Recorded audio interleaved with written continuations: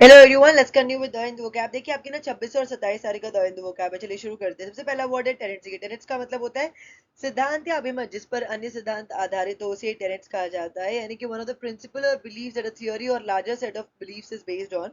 तो इसका सिनोनिम क्या हो जाएगा? प्रिंसिपल। एंटोनिम क्या हो जाएगा? डिसबिलीफ। आप इसे अपने सेंटेंस में यूज कर सकते हैं।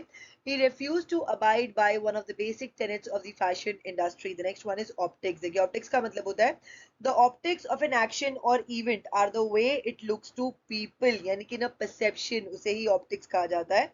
तो इसका एंटोनिम क्या हो जाएगा? ignorance। आप इसे अपने सेंटेंस में यूज कर सकते हैं।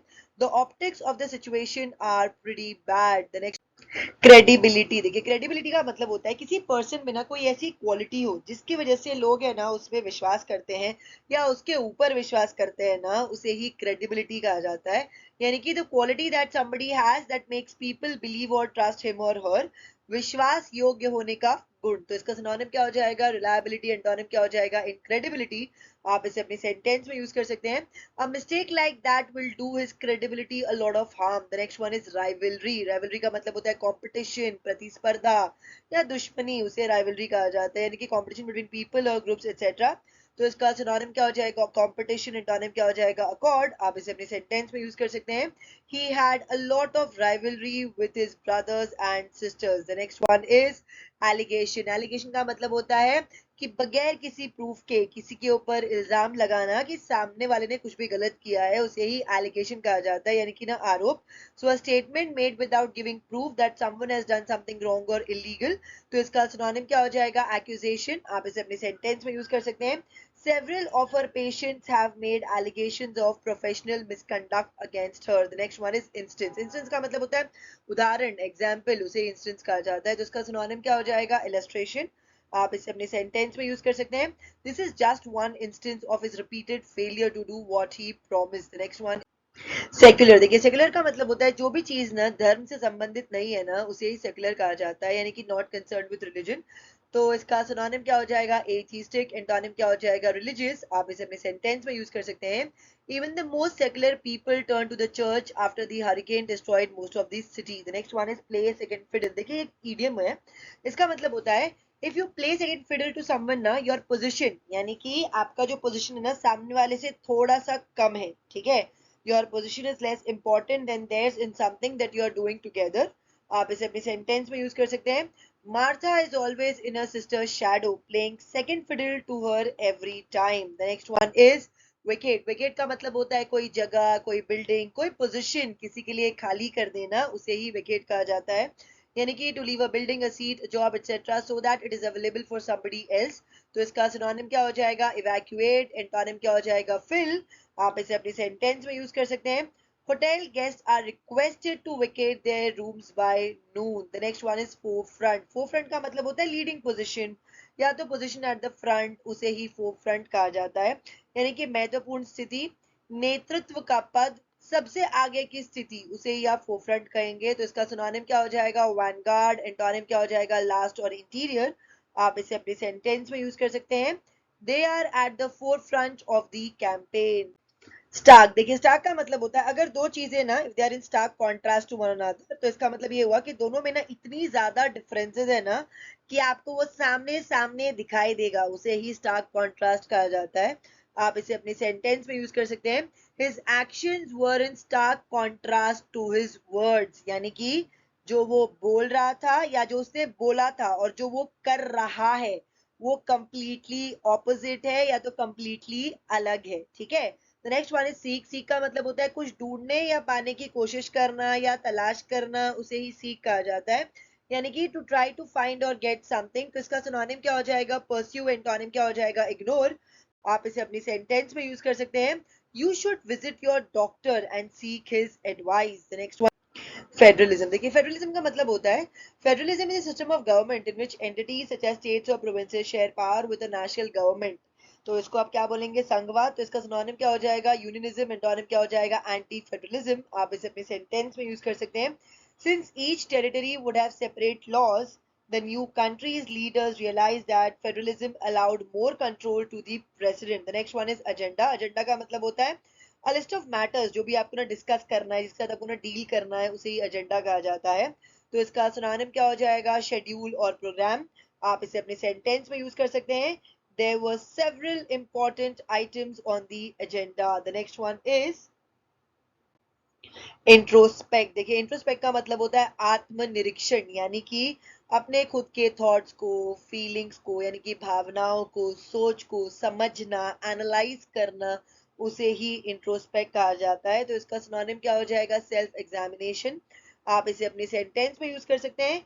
Sometimes we need to introspect about our own motives. The next one is vacillation. देखिए vacillation का मतलब होता है कोई पर्सन अगर अपना ना थॉट्स या अपना ओपिनियन ना कॉन्स्टेंटली अगर ना चेंज करता रहे ना, यानी कि जो व्यक्ति अगर ना अस्थिर हो, तो उसे ही वैसिलेशन कहा जाता है। तो इसका सिनोनिम क्या हो जाएगा? इनडिसिजन। एंटोनिम क्या हो जाएगा? फर्मनेस। आप इसे अपनी सेंटेंस में यूज कर सकते हैं।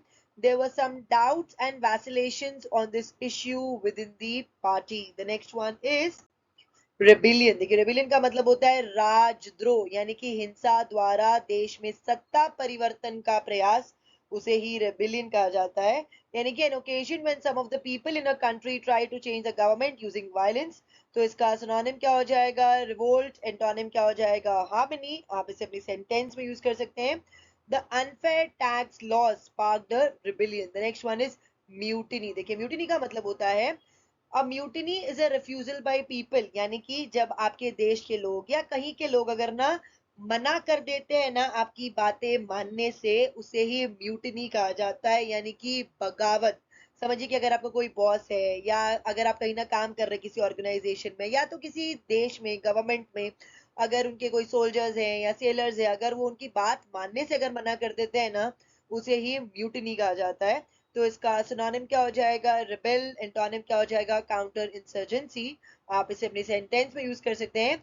The prisoners are planning a mutiny against the cruel guards who abuse them. The next feud. देखिए फ्यूड का मतलब होता है खानदानी दुश्मनी, यानी कि कोई ऐसा झगड़ा जो ना सालों साल से चलता आ रहा है, काफी लंबे समय से चलता आ रहा है, सब लोग उसको निभा रहे हैं, मतलब कि ना हर एक पीढ़ी उसको निभाते जा रहा है, उसे फ्यूड कहा जाता है।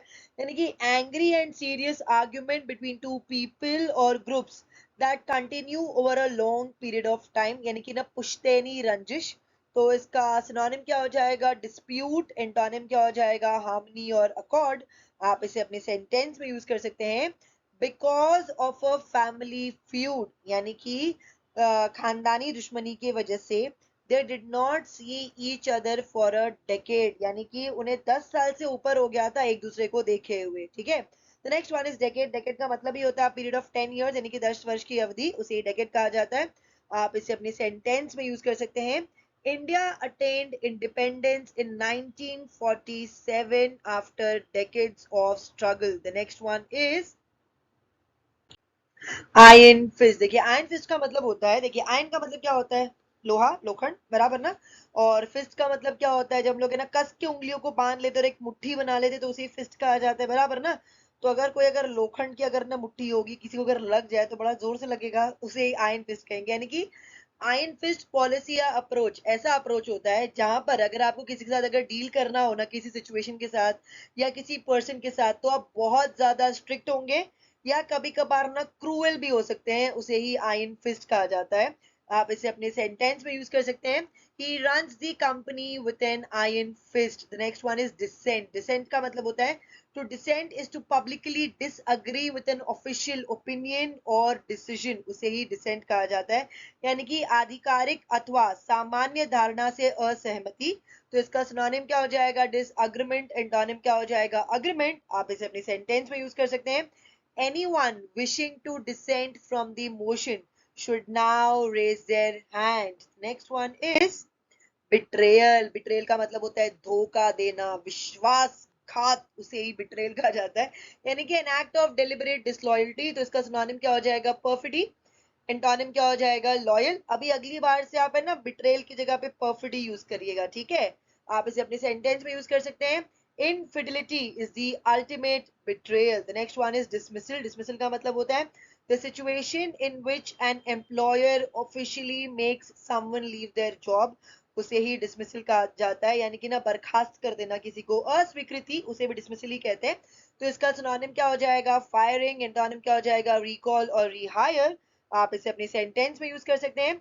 हर dismissal came as a bolt from the blue. The next avert. देखिए अवर्ट का मतलब होता है अप्रिय घटना को घटने से रोक लेना, टाल देना या अप्रिय स्थिति का निवारण करना, उसे ही अवर्ट कहा जाता है। यानी कि टू प्रिवेंट समथिंग अनप्लेजेंट। तो इसका सिनोनिम क्या हो जाएगा? प्रिवेंट। एंटोनिम क्या हो जाएगा? प्रमोट और असिस्ट। आप इसे अपने सेंटेंस में यूज कर सकते हैं। Negotiations continued all day to avert a strike. The next one is rivalry. Rivalry का मतलब होता है competition between people और group, उसे ही rivalry कहा जाता है। तो इसका सिनोनिम क्या हो जाएगा? बैटल और ड्यूल। एंटोनिम क्या हो जाएगा? पीस और हार्मनी। आप इसे अपने सेंटेंस में यूज कर सकते हैं। Their old rivalry soon surfaced when they met again. The next geriatric. देखिए जेरियाट्रिक का मतलब होता है, जेरियाट्रिक का मतलब ही होता है कि रिलेटेड विद एल्डरली पीपल। और जनरली अगर आप ये देखेंगे जेरियाट्रिक वर्ड ना, so it means medical care of elderly people, उसे ही जेरियाट्रिक कहा जाता है। तो इसका सिनोनिम क्या हो जाएगा? एल्डरली। एंटोनिम क्या हो जाएगा? यंग। आप इसे अपने सेंटेंस में यूज कर सकते हैं। She gave up general medicine to specialize in geriatric medicine. The next one is exile. Exile का मतलब होता है राजनीतिक कारणों से अपने ही देश से बाहर रहने के लिए विवश व्यक्ति, उसे ही एग्जाइल कहते हैं। So if you say that someone has been exiled from a particular place or situation, you mean that they have been sent away from it or removed from it against their will. तो इसका synonym क्या हो जाएगा? Expulsion. Antonym क्या हो जाएगा? Return. आप इसे अपने सेंटेंस में यूज कर सकते हैं। The deposed leaders are currently in exile in the neighboring country. The next one is escalate. escalate का मतलब होता है to become stronger or more serious, उसे ही escalate कहा जाता है। यानी कि किसी स्थिति का अधिक तीव्र होना या करना या अधिक गंभीर बनना या बनाना, उसे ही escalate कहा जाता है। तो इसका सिनोनिम क्या हो जाएगा? इंक्रीज। एंटोनिम क्या हो जाएगा? डिक्रीज।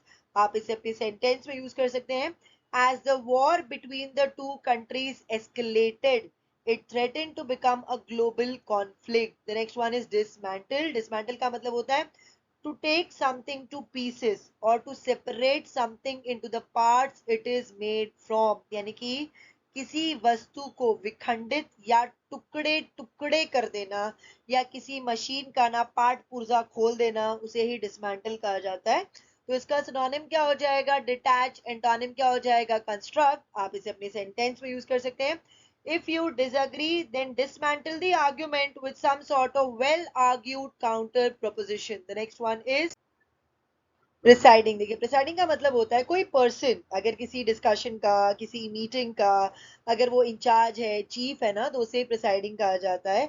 यानी कि to be in charge of a discussion, meeting etcetera, उसे आप कहेंगे प्रिसाइडिंग। तो इसका सिनोनिम क्या हो जाएगा? चीफ। एंटोनिम क्या हो जाएगा? सबऑर्डिनेट। आप इसे अपने सेंटेंस में यूज कर सकते हैं। The role of the presiding officer is to manage meetings. The next one is trigger. Trigger का मतलब होता है the cause of a particular reaction or event. यानी कि कोई पर्टिकुलर चीज अगर हो रही है ना, तो उसका जो कारण है ना, उसे ही ट्रिगर कहा जाता है। Specially a bad reaction or event, उसे हम कहते हैं ट्रिगर। तो इसका सिनोनिम क्या हो जाएगा? स्टिमुलस। आप इसे अपनी सेंटेंस में यूज कर सकते हैं। There are fears that the incident may be a trigger for more violence in the capital. The next one is mounting. Mounting का मतलब होता है इंक्रीजिंग या तो बढ़ता हुआ, उसे ही माउंटिंग कहा जाता है। तो इसका सिनोनिम क्या हो जाएगा? इंक्रीजिंग। एंटोनिम क्या हो जाएगा? डिक्रीजिंग। आप इसे अपने सेंटेंस में यूज कर सकते हैं। There has been mounting international criticism of the move. That's it for today. अगर आपको वीडियो अच्छा लगा तो इसे लाइक करें, शेयर करें, कमेंट करें, साथ ही साथ मेरे चैनल को सब्सक्राइब करें। Thank you.